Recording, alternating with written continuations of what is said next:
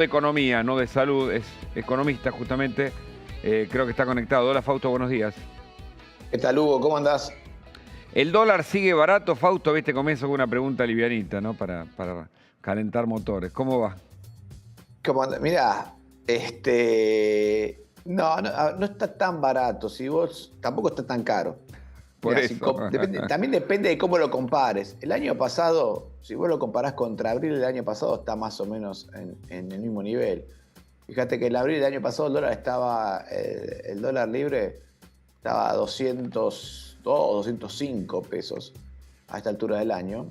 O sea que creció un Y ciento y algo por ciento, que es con la inflación. ciento y pico por ciento, 104, 105, creo que 106%, que es más o menos lo mismo que viene dando la inflación. Claro, O sea claro. que no está muy retrasado con respecto a lo que fue el año pasado. Ahora, si lo comparas contra octubre del 2020, que fue cuando terminó el cepo y salió volando el tipo de cambio, sí está barato. Pero ese tipo de cambio de octubre del 2020 fue un tipo de cambio que solamente habíamos visto en términos reales en la hiperinflación del 89. O sea que era un tipo de cambio muy alto. Si lo comparás con el tipo de cambio, qué sé yo, ¿te acordás cuando Alberto Fernández dijo, no, el tipo de cambio 60 está bien, antes de asumir? Ah, me acuerdo, claro. Sí, sí. Bueno, contra ese tipo de cambio está alto, porque ese tipo de cambio sería hoy en 300 pesos más o menos. Ahora, el Así. tema es que el peso se devalúa en el fondo, no se producen bienes y servicios equivalentes a la cantidad de pesos emitidos. Esta es una de las primeras explicaciones, ¿no? La emisión descontrolada. Escuchaba un dato, Fausto, el otro día, que todos los dólares que se imprimen en Estados Unidos, que tienen un número de identificación, se pueden rastrear en el mundo. Estados Unidos es el único país que emite dólares, y que el país que más dólares tiene es Rusia, ¿viste? Como para Sí. entender también el fenómeno de una emisión absolutamente controlada versus la nuestra que emitimos, ¿no? Según la necesidad del gasto público.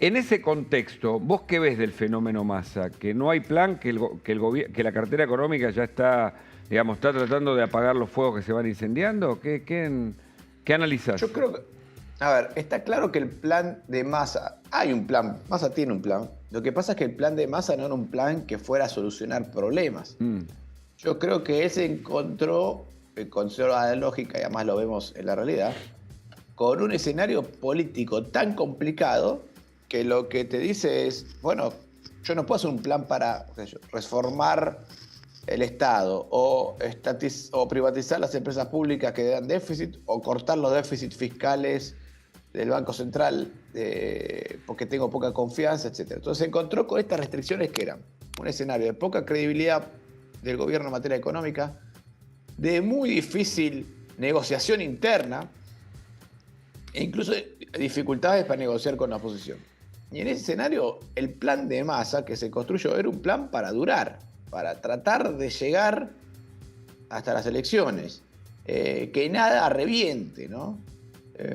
Es más, si se tiene que ir calentando el agua, que se caliente despacito. ¿Vos conocés el cuento este de la rana? Que si vos la metés en agua hervida, sí, sí, sí. salta.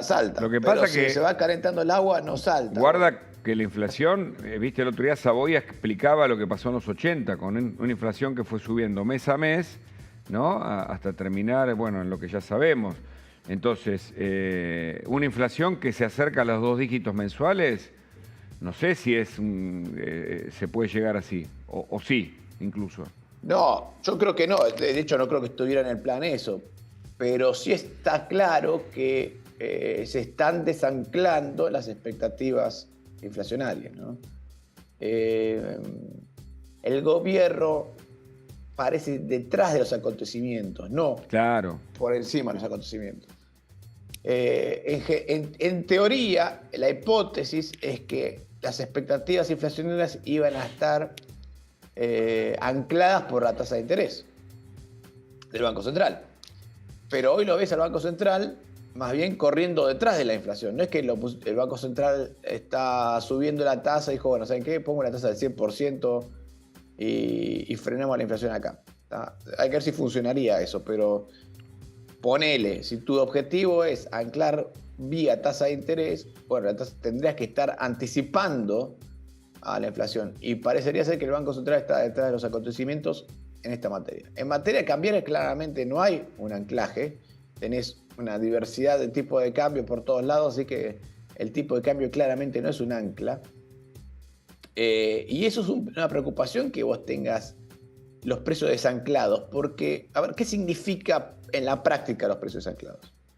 Cuando vos venís con una inflación como teníamos hace algunos años del 25%, 2017, 25%, vos sabías que la inflación mensual era el 2%. Entonces, más o menos sabías que el mes que viene, si sos un comerciante, industrial, empleado, bueno, tenías que ajustar el sueldo, los precios 2%, el empleado sabía que cada 3 meses tenía que pedir un 6% de aumento, o cada 6 meses un 12%. Claro. Y más o menos íbamos en esa línea. Claro. Tenías una idea. Hoy, si no contratás un estudio de economistas, recomiendo que lo hagan, pero más allá de eso, es muy difícil saber cuánto va a ser la inflación. ¿Cuánto ponen los precios el mes que viene? 8%, sí. Sí, bueno, justamente en ese sentido, ¿no? En un contexto de mucha inestabilidad, lo que se está empezando a plantear o a instalar cada vez con un poco más de fuerza es la dolarización, ¿no? ¿Qué opinión tenés vos al respecto con este tema que quizás se trata un poco livianamente en algunos espacios? Mirá, yo no soy anti-dolarización ni nada por el estilo, además creo que es una herramienta que cualquier gobierno, aún si no quiere dolarizar, va a tener que tener en la caja de herramientas, porque si esto llega a se dispara hacia una hiperinflación, si el programa económico falla, y por la única salida que te queda es dolarizar. Claro. Dolarizar tiene algunas ventajas y una desventaja. La ventaja es que es casi una garantía de que frenás la inflación al cabo de un tiempo. Ojo. El costo. Llévate. No. El costo es que la economía se vuelve mucho más rígida en materia monetaria. Con lo cual. Vos no podés imprimir, por ejemplo, ¿no? No podés imprimir nada. Perdés soberanía en términos de la moneda, pero evidentemente es como el alcohólico, ¿viste? O sea, le tenés que sacar el alcohol, no hay manera, ¿entendés? Porque si vos le dejás la máquina a hacer billete, van a imprimir todo el tiempo en la medida que necesiten ser reelegidos en la política y cubrir tal bache, entonces siempre es la excepción de la excepción, ¿no? Exactamente. A ver, la dolarización te vuelve la economía muy rígida. Claro. En materia monetaria. Y a qué me refiero, y con esto se va a dar cuenta enseguida. Si yo tengo déficit fiscal, poner que el gobierno decida, el próximo gobierno, hacer un programa de reducción, haga todo lo correcto, ¿no? Una reducción del déficit fiscal, ordene el Banco Central, todo, pero eso lleva tiempo, ¿tá? Hasta que vos lográs todo eso, tenés todavía meses de déficit fiscal, meses, bueno, que lo podés todavía seguir financiando con alguna emisión monetaria hasta que termine de desaparecer todo y tengas una moneda normal. Ahora, con dolarización no podés financiar nada de eso. Segundo punto, el mercado laboral tiene que ser mucho más flexible con dolarización. ¿Por qué? Porque perfectamente puede pasar que tengas fíjate esto, una caída en el precio de la soja, en algún momento de la vida puede pasar eso, entonces entran menos dólares a la economía argentina y tenés menos dólares para pagar sueldos, para pagar cosas, con lo cual tenés que hacer que los sueldos puedan bajar nominalmente y tener mecanismos de ese tipo sin que eso implique despedir un montón de gente, sino el efecto va a ser desempleo. O sea, todo se tiene que volver flexible ante una dolarización. Pero, por otra parte, o sea, ¿qué pasa? Cuando la soja baja en un país que no tiene inflación, con su propia moneda, se devalúa un poco la moneda y no hay que bajar nominalmente los sueldos ni forzar contratos a la baja. Tiene ese problema la dolarización. Ahora, la ventaja es que matás para siempre la capacidad del Estado de generar inflación, ¿no? de la incapacidad de la política. Ahora, la pregunta que nos tenemos que hacer los argentinos es, ¿tenemos que llegar a este punto, pensar seriamente en dolarizar porque los políticos no son capaces de administrar las cosas públicas? Esa es la gran pregunta, Fausto, es la gran pregunta, ¿eh? Y creo que no tenemos la respuesta por ahora.